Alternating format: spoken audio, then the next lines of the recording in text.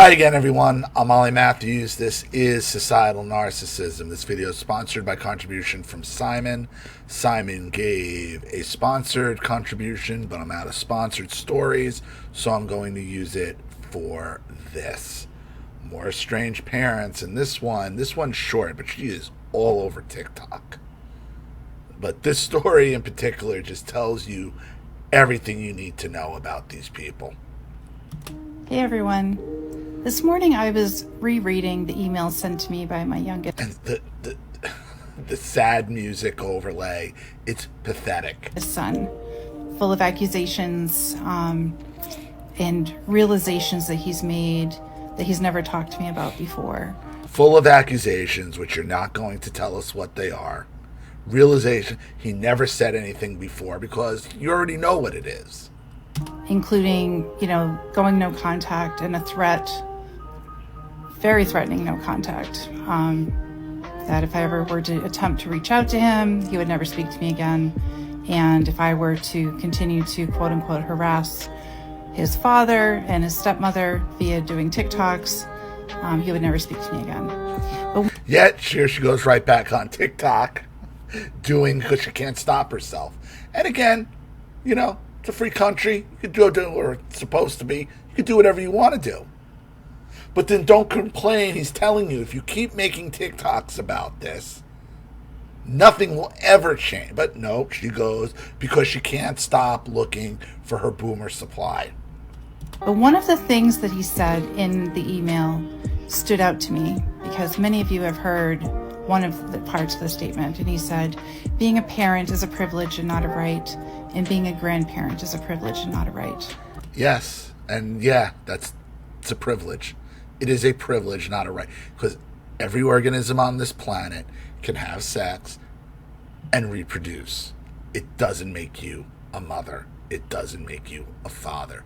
Behavior does. When in reality, genetics makes us who we are. They can stop us from being in their lives, but we're still their parents, and we are still the grandparents, whether we see our grandchildren or not. And so basically what she's saying is, no matter what you tell me, I'm still your mother, I'm still the grandparent because of genetics. No, genetics doesn't make you a parent. It makes you biologically related. It makes you a birth giver. It does not make you a fucking parent. And I was thinking about that and how that statement is constantly thrown back at parents. And they don't like it. Why? Because in that statement is accountability. And what these people don't want to face is accountability for any of their shitty behavior. They want to be able to go and say and do whatever they want without consequence. He just told her, stop making TikToks about me. Stop talking about me in TikTok. What does she do? She goes right back to TikTok and makes another video. Why? How does she rationalize this? Because of genetics. This is why you cut these people out. This is why you go no contact.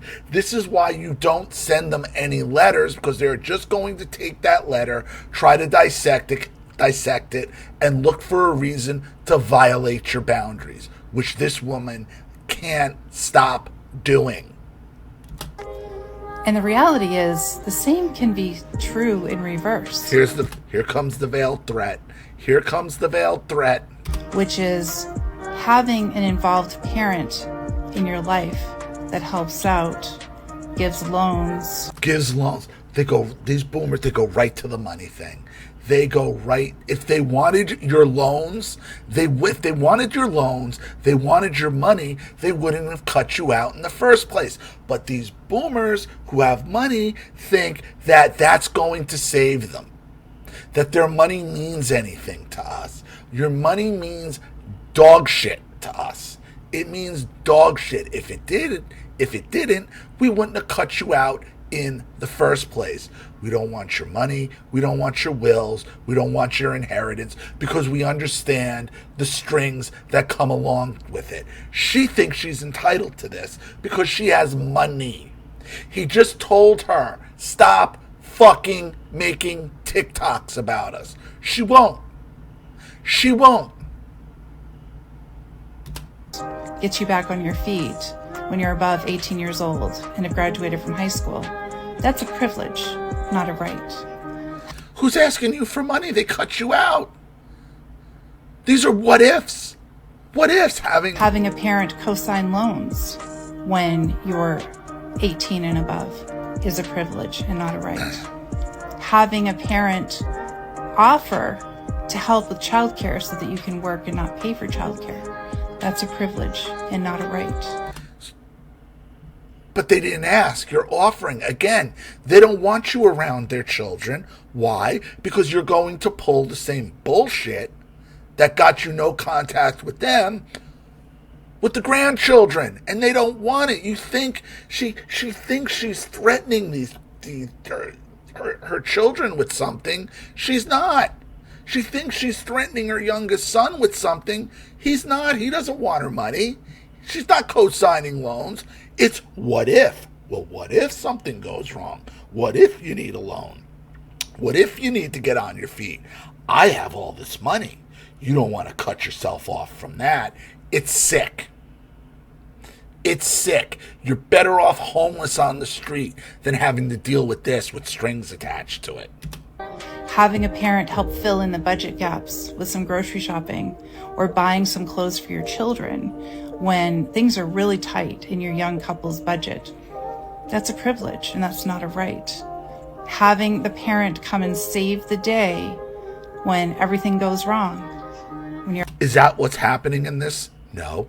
Because if it was, she would say, I've done this, I've bought groceries, No. She's talking about what ifs. What if you need help? What if you need, they don't want it. They're obviously not asking you for money if they're telling you to stay the fuck away from them. You're above the age of 18 is a privilege and not a right. There's many things I can say about what a parent is before the age of 18, but we're not going to go there right now. Why not? Why? Because it's obviously what got you down the road is things you did before he was 18 and after he was 18. But again, she thinks she should be able to buy her way out of anything because she has money and genetics. They don't get it. They don't get it. That's what she just doesn't get it. How are you confused that he's got no contact? Make your relationship a priority, not a transaction. Go to therapy with him. Oh. I think that these adult children have totally forgotten what their parents have done for them over the years. Yes, you've stolen our childhood and then tried to control our adulthood.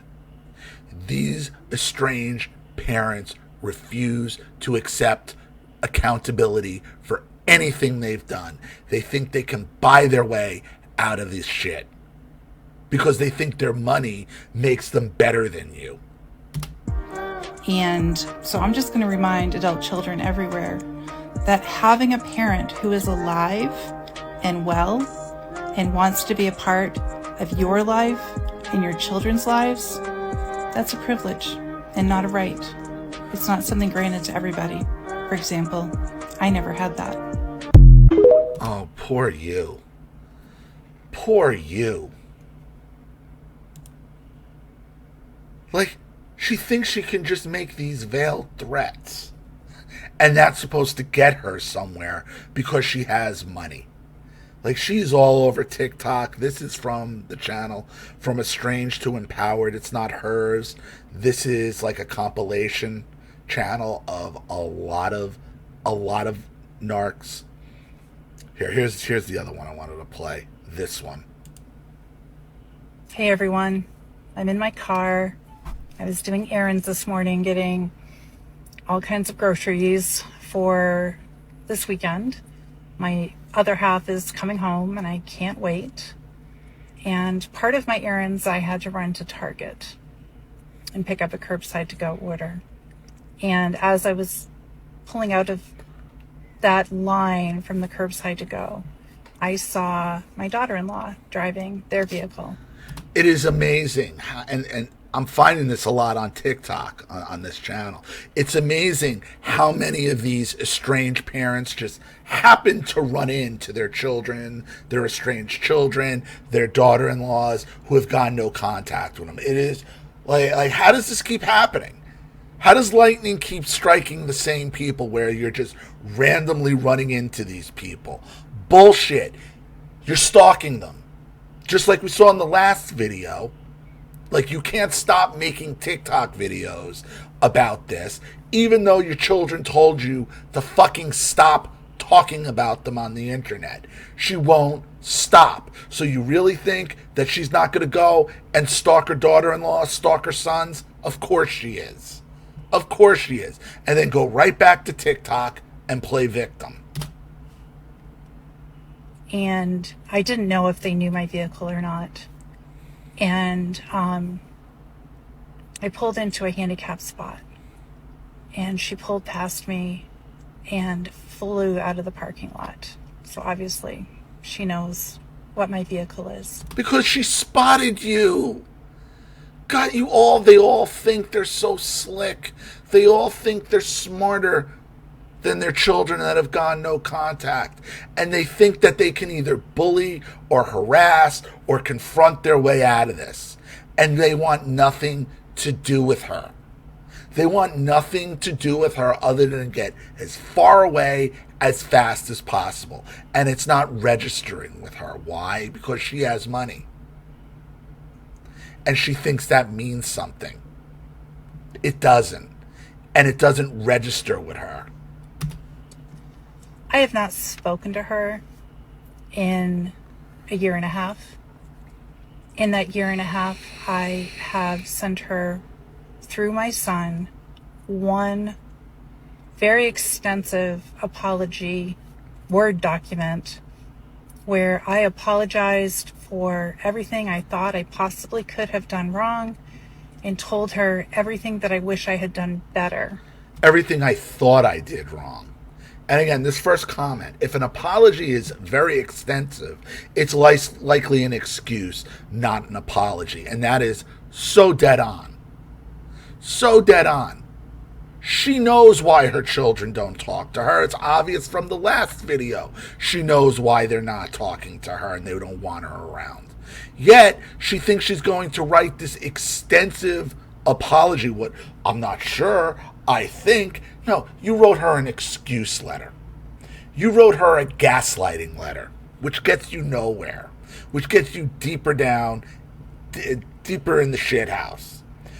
Soon as she saw you, she took off because she wants nothing to do with you. As a mother-in-law. That's all I've done in regards to her. And that was her reaction to seeing me in the parking lot. So I'm here to tell other estranged moms and dads, you know, there's only one way to win in this situation. Win. Again, win. I'm telling you, this is their thought pattern. This is a game. And I told you the only way you win is not to play the game. They're trying to win. We're trying to win too. But by winning, we're trying to get some kind of freedom from them. That's not her version of winning. She's playing a game. And it is not the no contact until your child decides to come around, because they say they need you to try. But how can you try with no contact? My sending that letter broke no contact. Which is always a mistake. But what she's telling you right here is don't respect the no contact. Don't respect the no contact. They don't take it seriously. She won't take the no contact seriously. She's telling you this right here. There's no winning. So all that you can do is do some introspection, perhaps some therapy. Find the ways that you realize you could have been better as a parent. Mm-hmm. Make a decision to be okay with that. There's no need for introspection. They already know. What their introspection is excuse making. What their introspection is to figure out an angle to gaslight you over. They know. She was told, she was sent letters. She knows what the issue is. She won't tell you what the issue is, but she knows what the issue is. So what is the introspection over? How you could have been a better parent. No, the introspection is how you can gaslight these adult children into them thinking they deserved it. That's what she's talking about here. It's in the past. You can't redo it. And then make the decision to live your life and live your best life. Which is all they've ever been doing, is living their best life for them, which is why they were gone, no contact with in the first place. If your adult child does not see you fit to be a part of it, then let them live their lives. Really? Then why are you continuing to make TikTok videos about it? Why are you continuing to make TikTok videos about it after your other son, because it's not just one son, said it was her youngest son, this is the oldest son, and his ex and his wife told her to stop making TikToks about it, and she won't do it. The one thing that makes me feel a little bit better about my granddaughter not knowing me is she's not going to know who they're talking about when they're talking about me, because I'm sure that they do. So, because I'm sure that they do, because this is how narcissistic and sociopathic they are. They want to believe that they don't even have to be in your life for you to dominate their conversations. You don't know. They might never even mention that you exist. But she's like, I know they're talking about me. That's the battle cry of every narcissistic estranged parent. And that drives them crazy. That drives them fucking batshit. So don't send them letters. Don't break no contact.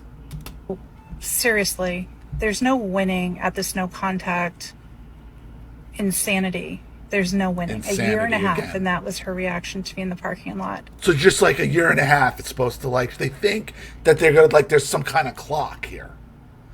Like, she's already decided a year and a half, enough's enough. She doesn't get it. She doesn't get it.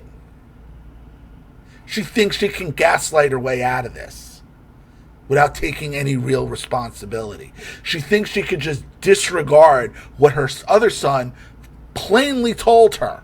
Stop talking about it. Stop making TikToks about us. And she won't do it. And she thinks, well, it's been a year and a half. The clock's run out. Game over. I win. No. She could say there's no way of winning. She's trying to win here. That's a psyop, what she's doing here. I'm just going to live my best life. Time to have a good weekend. Until the next TikTok, right? Because they're not going to stop. This woman has been doing nothing but living what she thinks is her best life the entire time. But she thinks there's some kind of clock that's going to run out on no contact. It's fucking insane. The only way you win is not to play the game. And I'm just going to leave it there. So thank you for the contribution, Simon. I really appreciate it. Thank you to everybody watching. Please leave any opinions in the comment section below. And again, if you want your story read on the channel, you have a topic you'd like me to cover, something you'd like to expose, you'd like to set up a Skype, a phone call, have a private video made, you'd like to sponsor a video like this for someone who needs help and can't afford it, or just make a contribution to the channel in general to keep it supported, growing, and successful, because this channel survives 100% on contributions from all of you. Without you guys, all this goes away. So if you like what you see here and you want to see more videos like this, you know what to do with either the Cash App, Zelle, PayPal, and email links in the description box below. Also, please like and share this video wherever you can. Subscribe to my channel if you haven't, and be sure to click the subscription bell to be notified of all my video uploads. Also, be sure to subscribe to both my channels on Rumble. Follow me on Twitter and Telegram as well. I'm Ollie Matthews. This has been Societal Narcissism. Take care, everyone.